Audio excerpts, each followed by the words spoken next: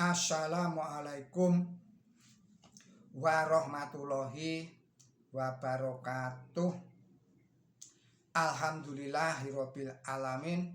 Allahumma sholli ala sayyidina Muhammad wa ala ali sayyidina Muhammad kama barokta ala sayyidina Ibrahim wa ala ali sayyidina Ibrahim fil alamina innaka hamidum majid.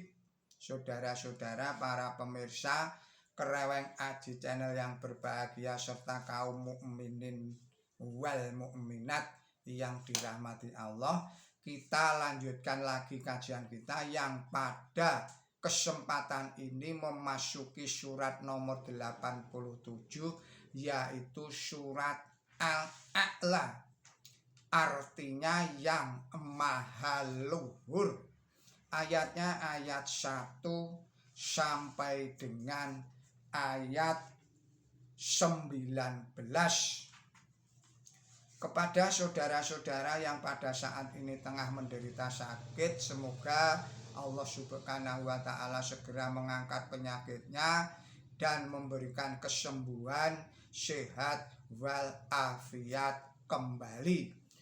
Kepada saudara-saudara yang pada saat ini tengah menghadapi suatu masalah yang berat, suatu persoalan yang rumit, semoga Allah Subhanahu wa Ta'ala segera memberikan jalan keluar dan solusinya yang terbaik. Kepada saudara-saudara yang pada saat ini tengah berulang tahun, semoga Allah Subhanahu wa Ta'ala memberikan umur yang panjang, memberikan umur yang barokah, memberikan umur yang bermanfaat.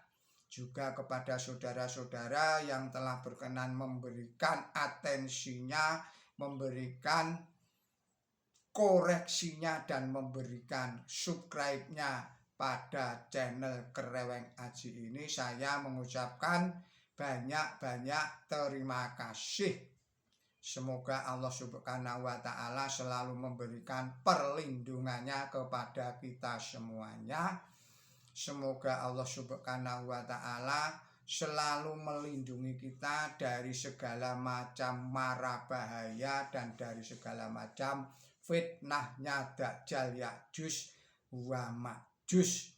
Juga semoga Allah Subhanahu wa Ta'ala selalu memberikan keselamatan, kesehatan, dan limpahan rezekinya. Baiklah saudara-saudara, kita mulai kajian ini. Bismillahirrahmanirrahim.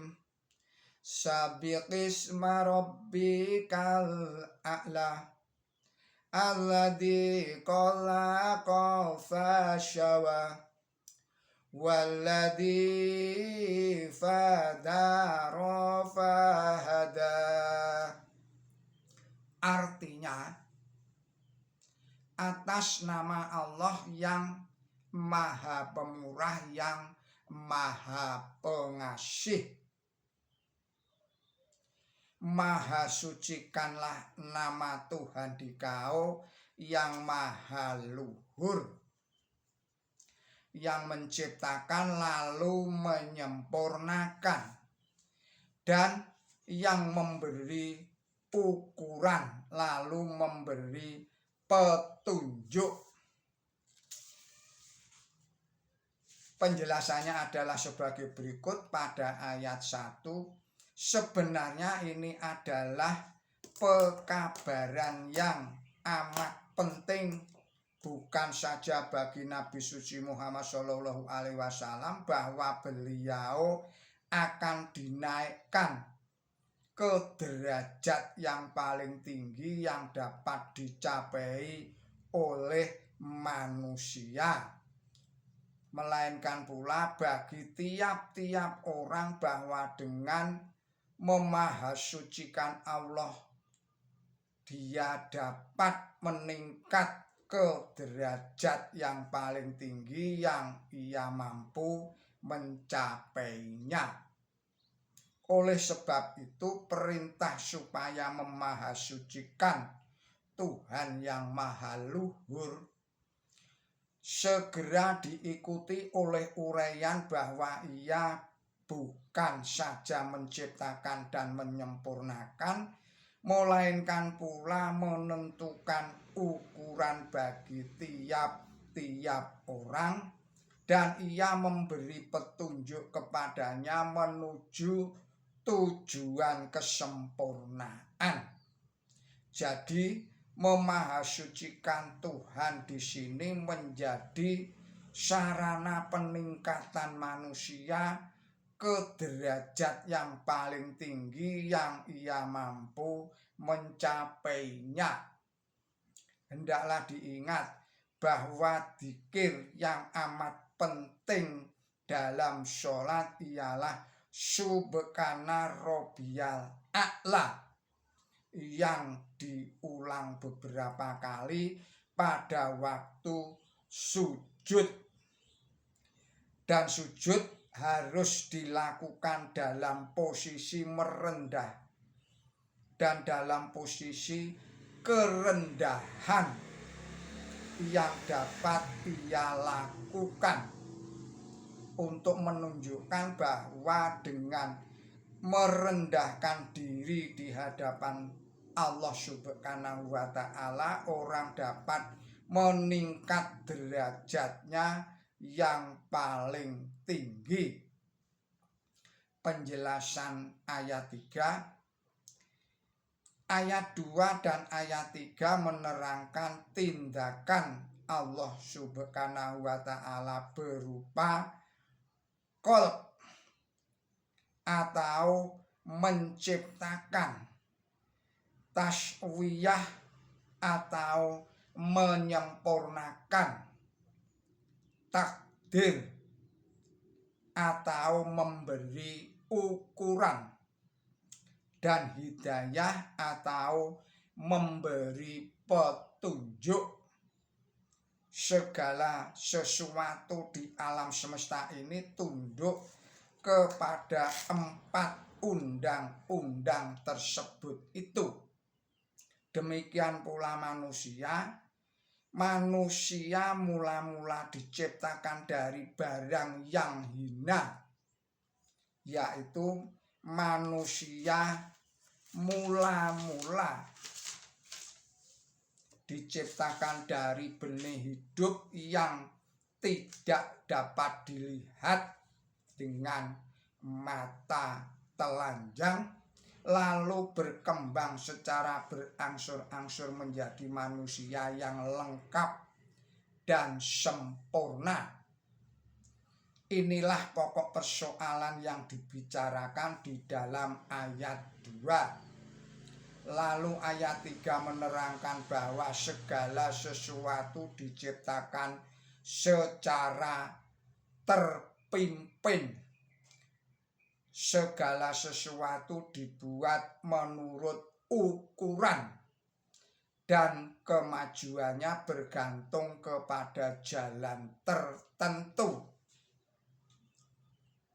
Allah Subhanahu wa ta'ala yang memberi petunjuk atau membuat segala sesuatu berjalan di jalan tertentu.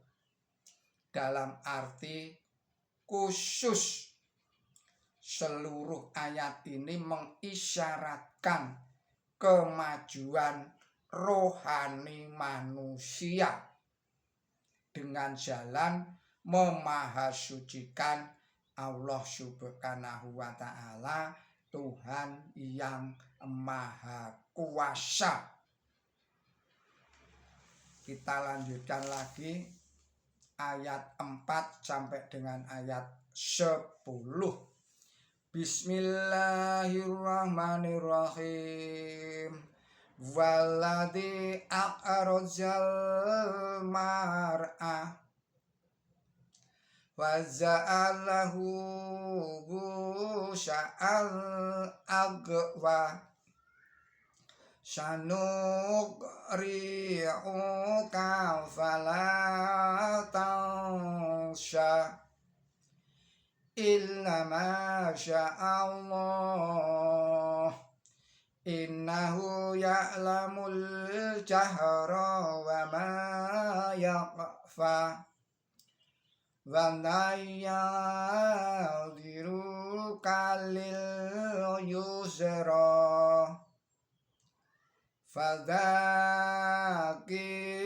in nafa'atil dzikra. Syayadzakaru man yakhsha. Artinya atas nama Allah yang Maha Pemurah, yang Maha Pengasih, dan yang mengeluarkan rumput-rumputan lalu menjadikan itu kering hitaman. Kami akan membacakan kepada engkau, maka engkau tidak akan lupa kecuali apa yang dikehendaki oleh Allah. Sesungguhnya Ia mengetahui yang terang dan apa yang tersembunyi, dan kami akan melicinkan jalan kalau ke arah kemudahan. Saya ulangi lagi, dan kami akan melicinkan jalan dikau ke arah kemudahan. Maka berilah peringatan, sesungguhnya peringatan itu berguna. Orang yang takut akan menaruh perhatian. Penjelasannya adalah sebagai berikut. Penjelasan pada ayat 5. Kata-kata ayat ini menerangkan bahwa rumput-rumputan pun menerima kehidupan, tetapi terciptanya rumput-rumputan tidak mempunyai tujuan yang lebih tinggi daripada kenyataan bahwa itu hanya diperuntukkan untuk rezeki manusia. Maka itu mengering. Tetapi terciptanya manusia mempunyai tujuan yang lebih tinggi. Guna terciptanya tujuan ini, Allah Subhanahu wa Ta'ala menurunkan wahyunya. Hal ini diterangkan di dalam ayat berikutnya. Penjelasan pada ayat 7. Manusia itu mudah lupa, dan Nabi suci Muhammad Shallallahu Alaihi Wasallam hanyalah manusia biasa, dan beliau pun mudah lupa. Tetapi beliau tidak pernah lupa akan firman Tuhan yang Maha Kuasa yang diwahyukan kepada beliau. Kadang-kadang beliau diwahyukan surat yang panjang seperti surat 6 yang berisi 20 rukuk yang diturunkan kepada beliau sekaligus. Tetapi seluruh surat amat mengesan dalam jiwa beliau, sehingga sekali dibacakan oleh roh suci atau malaikat Jibril, beliau dapat mengulang itu tanpa ada satu perkataan pun yang terlupakan. Lebih sulit lagi apabila suatu surat diturunkan sepotong-sepotong kepada beliau, yang dimaksud kecuali apa yang dikehendaki oleh Allah Subhanahu wa Ta'ala bukanlah mengenai wahyu Allah Ta'ala yang Nabi suci Muhammad Shallallahu Alaihi Wasallam tak pernah lupa, melainkan mengenai hal lain yang beliau mungkin lupa sebagai manusia biasa. Penjelasan pada ayat 8. Ayat ini meramalkan kemenangan Nabi suci Muhammad Shallallahu Alaihi Wasallam dan lenyapnya penderitaan yang dialami oleh Islam dan kaum mukminin wal mukminat. Penjelasan pada ayat 9 tentang kata in yang berarti qad atau sesungguhnya bisa dilihat pada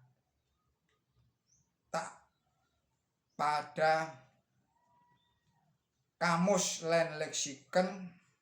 Di sana dikutip beberapa dalil yang diambil dari Quran suci dan dari kitab-kitab Arab,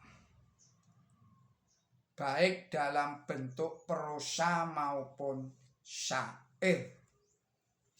Kita lanjutkan lagi pada ayat 11 sampai dengan 19. Bismillahirrahmanirrahim. Wa yatazzab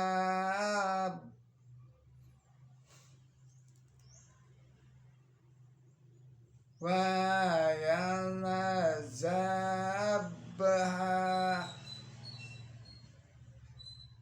yazannabuhal asqa alladhi yaslan nara kubra summa la yamutu fiha wa la yaghya qad aflaka man tazakka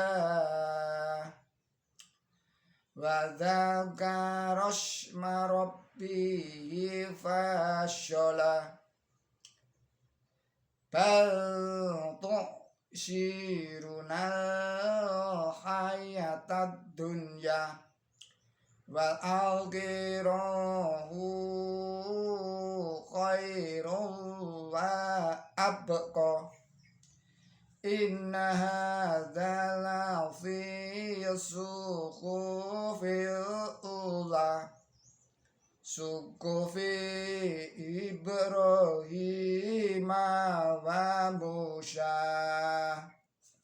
Shadaqallahul adzim.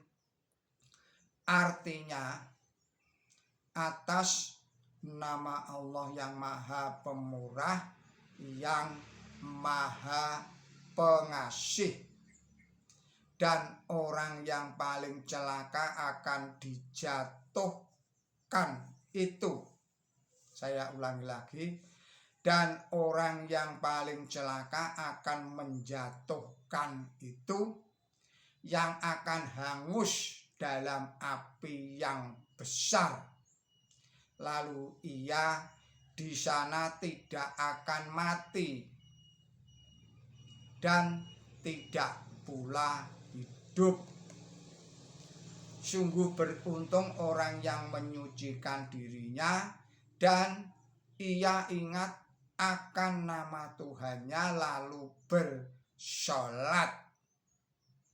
Tetapi kamu lebih suka pada kehidupan dunia, padahal kehidupan akhirat itu lebih baik dan lebih kekal.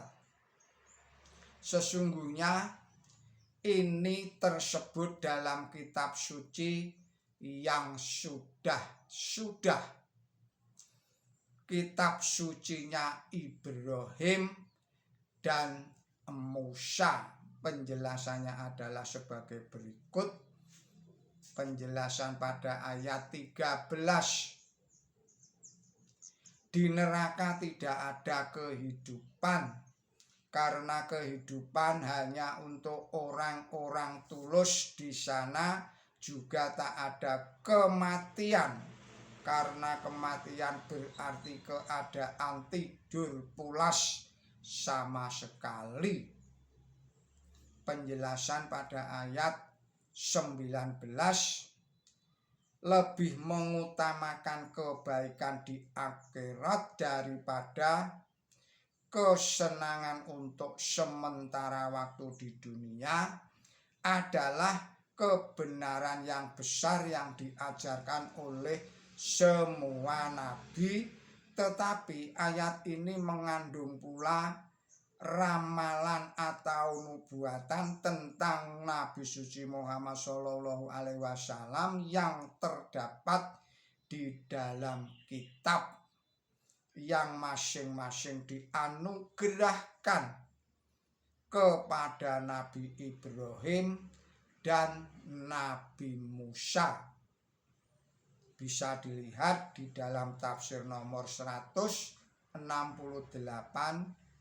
dan tafsir nomor 70.